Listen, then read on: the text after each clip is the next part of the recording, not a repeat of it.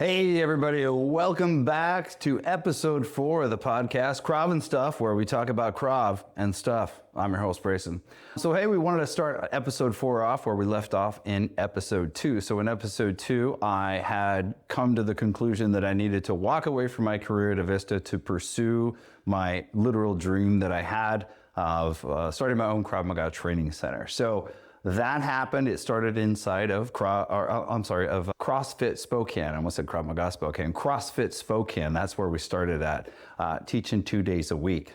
So I had gotten my Phase A certificate. Now I could officially open for business, get my business license, accept students, accept income from them, and start to build what we have today. But with that, I also knew that I needed to start building my skills. So what I did is quite unique in the martial arts industry, right? Opening a gym and a place where people will come to learn from you with only a yellow belt is just super, super rare. It does not happen, especially today in like the world of jiu-jitsu. It just doesn't happen.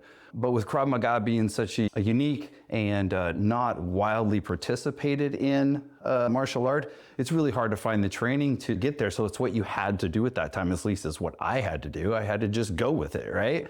So, started off teaching, and I do remember one in particular day where we had some students come in and we had a class going on, and you got people coming in and trying it out because we were brand new in town. And I remember I had one individual and he stood off in the corner, and I don't know what his background was, but he just stood there. And then at the end, he just gave me just really, rough criticism. And as a brand new business owner and a brand new yellow belt, it was rough to hear. And the fact that really I didn't know what I was doing. And that gave me just what I needed to solidify that you have to get as good as you possibly can, as fast as you possibly can, in order to get a reputation that you would be seen as a legit place for people to come and learn how to defend themselves. And even to this day, we still have issues with Krav Maga and its whole, issues out there in Krav world, being Bushido and all that stuff. Don't worry, I have an episode specially dedicated to all the trolls out there. Can't wait to put that one on. But look, I knew I needed more training. That was just a fact. I couldn't have just a Phase A school. That is what I came from. I came from a Phase A school in Boise, Idaho. And what I mean by Phase A is back in the day with Krav Maga Worldwide, you went through Phase A, Phase B, Phase C. Those 3 culminated in you being a fully certified instructor. After that was the Expert Series. Expert 1, 2, 3, 4, and 5 will put you through blue through black belt. So I knew that I needed to continue my training because the school that I had was very limited in its Krav Maga education. I mean, if I had just taken one Phase A, I would have had the same amount of education as the instructor that I was learning from. So I knew hey, I told myself I'm never going to be a Phase A school, ever. That was my goal. I'm never gonna be just that Phase A school, that school that just has limited education and expects people to come and learn and get as good as they possibly can. So I knew that I had to make myself as good as I possibly could. So the next on the agenda was Phase B. So Phase B is the next level, if you will, if you're a student of ours. It's our intermediate, our orange belt material. And every time you went to phase training, after you completed your phase training, because we had manuals that we followed, right? That would break down the technique. You had places to write down teaching points and technique points and training drills. So everything, again, that you needed to become a fantastic instructor, and they did such a great job at that. So I had my Phase B material. So I knew what I needed to be studying on, and getting into training was what I needed, right? So I continued to travel down to Moscow to train with Mike Satz, because Mike Satz, I believe he was I think he was like a blue belt. I think he was a blue belt in Krav Maga, which is still no joke. Krav Maga's belt system is a little bit unique. Like, we don't wear our belts, we don't we pride ourselves on our belts, but it's nothing that we wear, right? And a majority of Krav Maga's material is really in the first 2 levels. After that, you can start drawing straight lines from yellow belt to black belt techniques. That's what I love about this system. Simplistic, easy to learn, highly effective, principle-based self-defense. So with that, I kept traveling down to train with Mike, and I was getting myself up for Phase B. I was going to be going to Maryland. I'd never been on the East Coast that far before, just down to Florida, as you found out in podcast number 1. So I was excited. I had all these, I was gonna try and get some time in the front and the back end, because I knew the grueling training that was coming, because going from Phase A or yellow belt into orange belt is a big jump. It's probably the biggest jump in Krav Maga that you have as far as building material. Phase A, yellow belt, is your foundation. And then you start, as I tell people when they come for a tour here, you build your Krav house however you want. Well, I knew I needed to build the biggest, baddest Krav house that I could. So phase B was on the agenda, heading off to Maryland. Training hard, doing what I'm normally doing, hitting CrossFit throughout the week, and then going down to Moscow and training the Friday and Saturday. That still continued on. So I believe I was probably like about maybe 4 to 6 weeks out, and I had a pretty bad injury. I pulled my left hamstring, I think. And my left hamstring has been pulled many times in the years worth of training. But that was just one of many injuries that I had throughout the training. And so it was heartbreaking that I knew, I heard it pop. I was doing we were doing something with wall balls, picking it up off the ground, and my hips and my hamstrings were just brutally tight back then, tons of injuries. So it set me back, right? It was a bummer, but I found some other training that I could go do in the meantime. I went down to LA, and that was one of the first times that I had a chance to train with Darren Levine and some other high-up Krav Maga worldwide instructors at a little weekend training. I was very limited at what I could do. It was like 2 to 3 weeks post my injury. I knew there was no way I could make the phase training. I knew I needed to fill up fully, but hey, I wanted something. So I was always trying to go wherever I could to get the education that I needed. But with that, the way that I want this episode to go is to talk about an autoimmune condition that I have. So I have what's called ankylosing spondylitis, or as I refer to it, AS. So AS is a horrible autoimmune condition that causes joint pain, inflammation in pretty much every joint in your body. Its nickname is bamboo spine, because what it does is its body is it's attacking itself and telling it to start making more bone matter. And so what it does is it starts to make bone matter around your joints in your spine and in your hips. And so this is something that I did not know about. I wanted to share the story with you because after I found out what I had, I was pretty shocked at the fact that I was able to obtain, a black belt level in Krav Maga with ankylosing spondylitis. Brute force and determination will accomplish a lot in this life.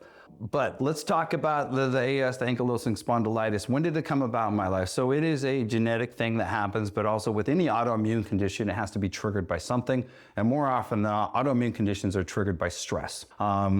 Stress is just a horrible thing in our body. It causes inflammation. It's the leading cause of most every injury or illness that you're going to have is inflammation at some point, at some level in your body. And so in high school is when it hit me. It hit me about 14, 15 years old, and harkening back to the old days, back in my day with football. So I enjoyed football, loved football, but I remember that first season of football and the two-a-days. And I was just in an ungodly amount of pain. And now look, I wasn't in great shape. I was a little chunky monkey back then. I got teased for being overweight. It was something that I hope most people will stop from doing because that scars people for life, by the way. For life. But hey, I was so sore. So I attributed it to intense training, two-a-days, right? Training in the morning, training in the afternoon. That's what I attributed it to. But it was pain that would never really go away. Like my shins were hurting so bad that I remember crying. So I'm like, 14, 15 years old. And I'm crying in practice because I'm in so much pain. And I just had to, suck it up back then. That's just the way it was. And I talked to my parents. My parents didn't really know what to do. They just gave me, ibuprofen or aspirin or whatever it was back then. They did take me to a chiropractor locally. I grew up in southwestern Wyoming, so we traveled across the border into Idaho and went to a chiropractor. And at that time, I had my ear pierced. I had my left ear pierced. My dad said if I got good enough grades that I could pierce my ear. And I'll never forget, we were driving down to Phoenix, Arizona to visit my grandmother, his mom. And I had gotten what my dad said is all A's and B's, I believe. And I was like, well, hey, can I get my ear pierced? I remember the long pause, and he's like, yeah, I guess so. So anyway, I get my ear pierced over the summer. I go to this chiropractor and I get there and the chiropractor tells me that the pain in my body is because I have my ear pierced. My ear is pierced and it is causing a pressure point in my body to cause all this pain and discomfort that I have. And so I took out the earring and nothing changed. So that was it. I just kind of suffered with it. I believe throughout the next couple of years while I was still in high school, I had an injury while working on the ranches that I worked on in the summertime. carrying a pipeline. We changed wheel lines in the alfalfa fields I worked for a rancher right outside of Wyoming. That's how it works. Yeah, during the summertime, Dad's like, you got a job. 6 days a week, 12 hours a day. That's for real. That's no joke. But I remember it specifically, I picked up a wheel line and I felt and heard like a pop in my back. Didn't know what it was. It was really, really painful. And then I believe it was my senior year in football. I got going for the ball was down, and I got twisted. Someone hit me lower, someone hit me upper, and I felt a really sharp pain in my back again. But again, there was nothing that anybody diagnosed me with. Nobody told me what to do. I just suffered. And so that was about the time also that I started to become a little bit more irritable and angry. I didn't know why, and looking back on it, it's totally understandable why. I remember my father even asked me when I was still living at home in high school, like, why are you so angry? And I didn't have an answer for him. I didn't even have an answer until really over the last couple of years. And I was in constant pain. I was in some form of constant pain as young as 14, 15 years old. And so that just continued with me. And I went off to college, and in college it was one of the points in my life where I had not really a diagnosis, but an explanation and a way that I could alleviate some of the pain and discomfort that I was in.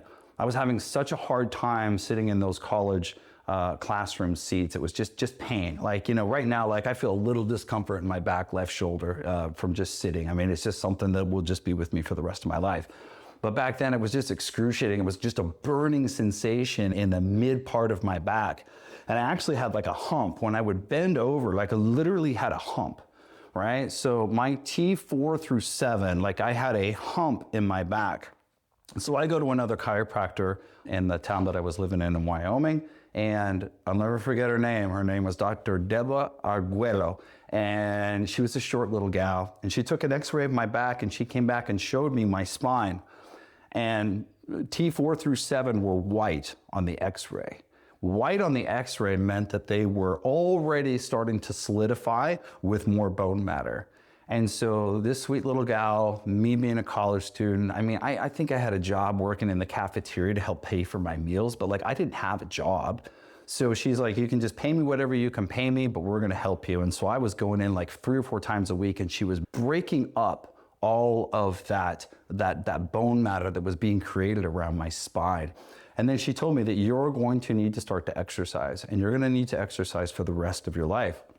And that was the moment that I started actually exercising and getting into fitness.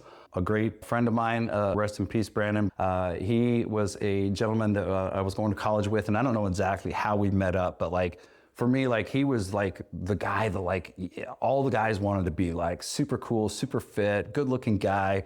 He was just a stud back then. But he took me to the local powerhouse gym, and he started teaching me how to lift.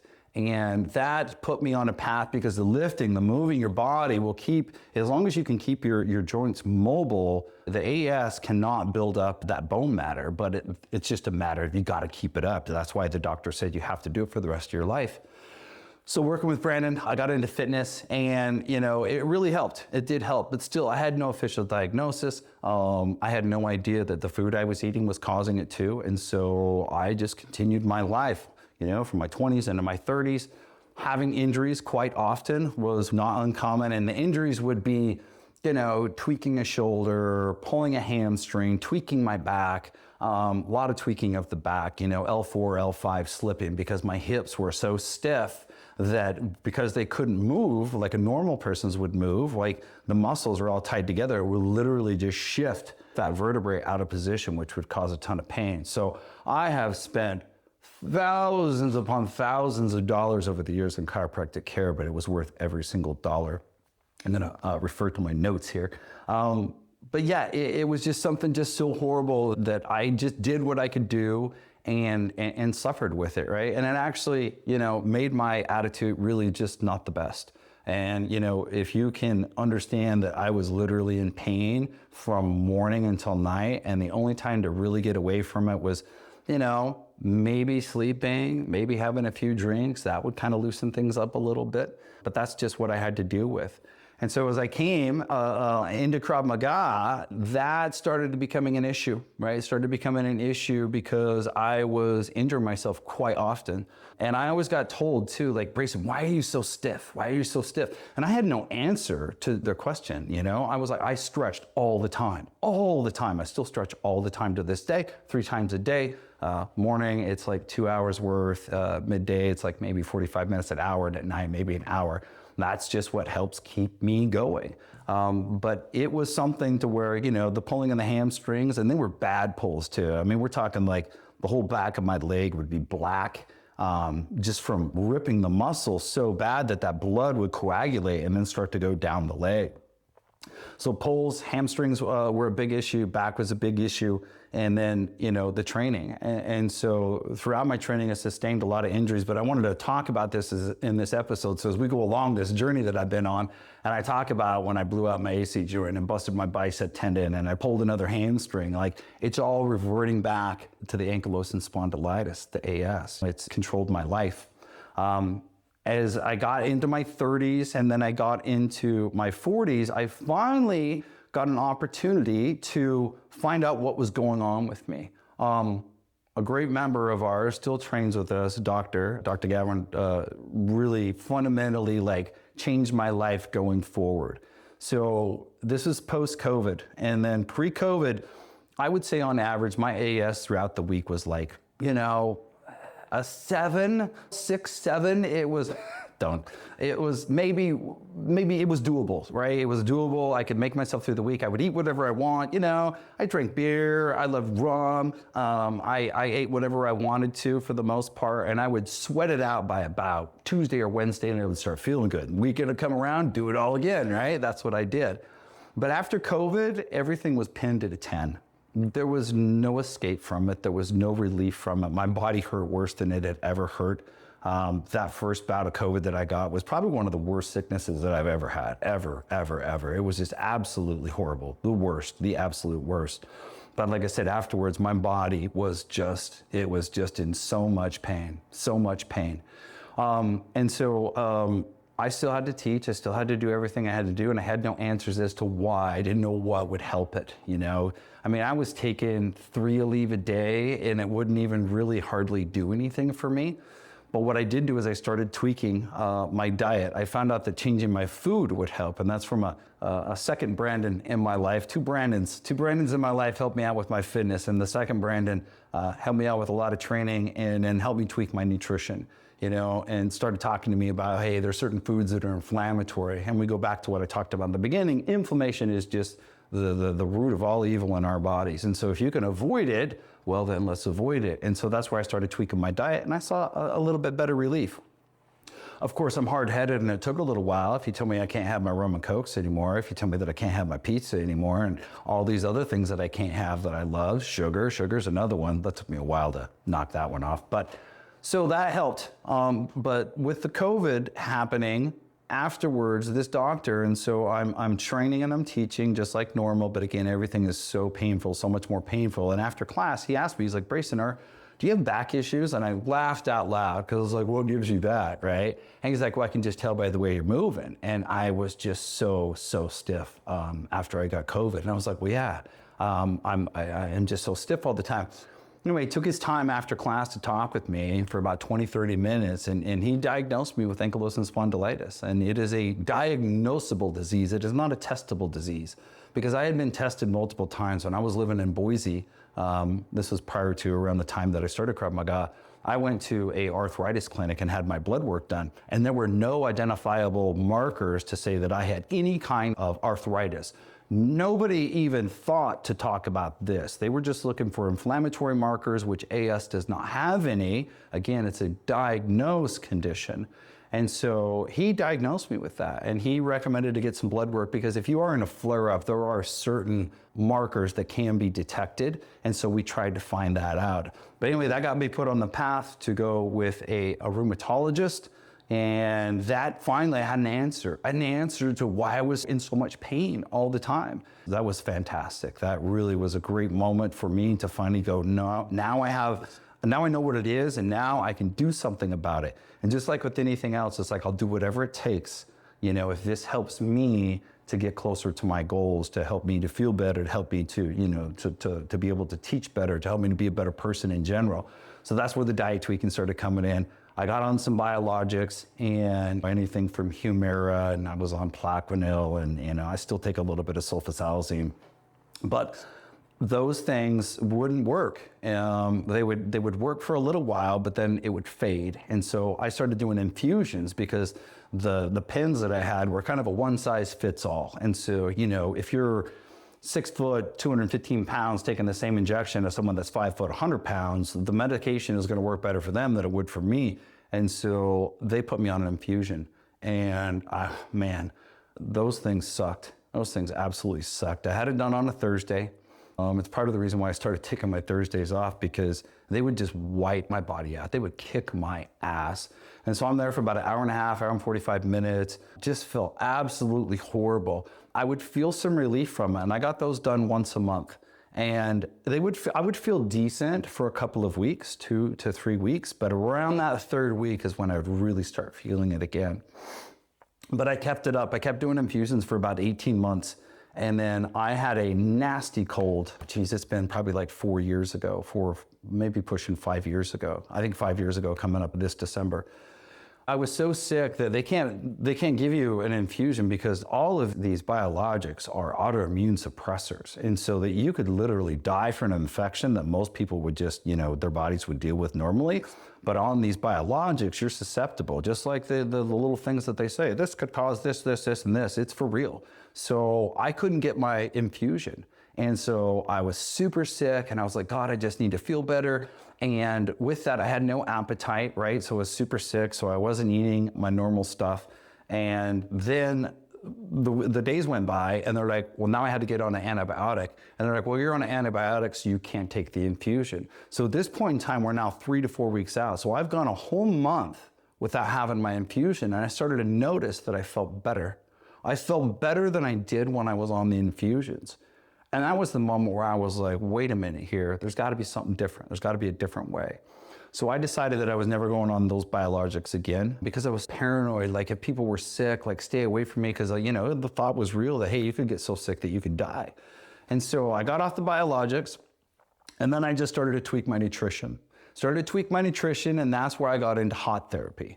I was given a book by one of my rheumatologists. She said she could just sense the stress coming out of my body, because when you're in chronic pain, it creates stress. And then when you add stress of life, because we all have stress from life, right? Lifing is hard. You just make an unbearable place to be in inside my body. And she's like, I can just sense your stress. She's like, I want you to read a book. And the book was about a doctor had done a study on people that had spontaneous remissions from cancers and some autoimmune conditions. And there was a whole chapter dedicated to AS. And the gal got into hot yoga. And it just so happened that about 3 weeks prior to me getting to the chapter of that book, I decided that I wanted to start taking hot yoga. That is what really helped me kind of turn another corner. So I got into hot yoga, been doing yoga for about 4 years, love it. Huge humbler, if you will, of those that think they're super tough and strong. Stand on one foot for 60 seconds and that shows you how tough you're not. But I came to that chapter in that book and I saw that, wow, this is gonna help me. And so that has become a part of my life that's helped me. I've cleaned up my diet, and it has really allowed me to start getting some more mobility back. But most recently, I found a drug called LDN, low-dose naltrexone. This has fundamentally changed my life completely. After suffering since I was 14 years old with this condition, I think I found a way to kind of beat it. So low-dose naltrexone is a drug that was created back in the 60s or 70s, I believe, and prescribed in 30 to 50 milligrams for those addicted to drugs and alcohol. Basically just shuts off your want, will, and desire. You have no effect from it. If you're taking that much LDN, you can just drink all the alcohol you want. You're not going to get drunk from it. You're not going to get high from your drugs. However, a doctor in 2009 took a smaller amount of that, because once a drug is prescribed by the FDA, the doctors can use it off-label in different, I want to say sizes, but milligrams, if you will, for different conditions. And so he did a test with an individual with Crohn's disease, and they saw a remission in all, if not all, but a lot of their symptoms that they had. And so this started, people starting to take it for autoimmune conditions. Now, I had no idea about this until I came across it in a video that I was watching on YouTube. I was into peptides, still am into peptides. I think they're a fantastic way for healing and whatnot. But this doctor had spoken about LDN, and so I had no idea what it was. Watched the videos on it, was very skeptical because I've heard of all these miracle things that you could do. But what I found is that it did show that people with ankylosing spondylitis, my condition, had remission. So I reached out to one of my doctors. My doctor got me the script written. It is compounded here locally, and I started taking it, and it has just been absolutely fantastic. I started taking it in December of 2025, and as we're filming this here in June of 2026, I've been on it for about 6 months, and I can say that it is probably the greatest change in my body and in my mind, because when my body is not hurting anymore, my mind is calmer, and it's just been this great awakening that I'm having right now. And you know, I get so excited to talk about these things, and I talk about it a lot. You'll hear me talk about it. And I encourage anybody that has any kind of autoimmune condition, ask your doctor to look into low-dose naltrexone, because it is an absolute game changer. There are literally no side effects. The only side effects is you might have more vivid dreams. Other than that, no side effects. One side effect that you could have is if you need to be on pain medication, it can dull down the effects of pain medication. So after I had my hip repaired in December, I couldn't be on it, so I had to wait until after my pain meds. I don't like being on pain meds anyway.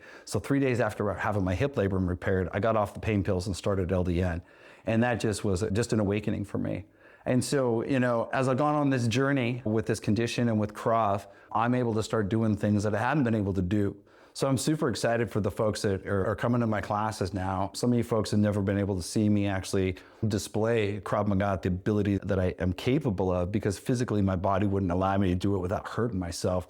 And I still have limitations, of course. I mean, I'm in my 50s, I'm not in my 30s anymore, but it's just been awesome. And I wanted to just share that with you guys today, this autoimmune condition that has ravaged my life and ravaged my mind and my body since I was 14 years old. And I'm putting it behind me, and it has just really given me this opportunity to, enjoy what I do, find pleasure again in Krav Maga and in fitness, and to understand and to help to live in the moment, you know? I mean, I don't want to get all philosophical and all that stuff, but you know, there's a mind-body connection that you can have with yourself that everybody should have. You should take care of yourself. You should love yourself. You should love yourself by eating properly. You should love yourself by exercising. And I don't care what you believe in, what God or what not, but find something spiritually for yourself, because there's something there. There's a connection there. And you know, if you can tap into that and you can be consistent with it and you can create good habits with it, the world can change, and your world, right? And my world has changed, and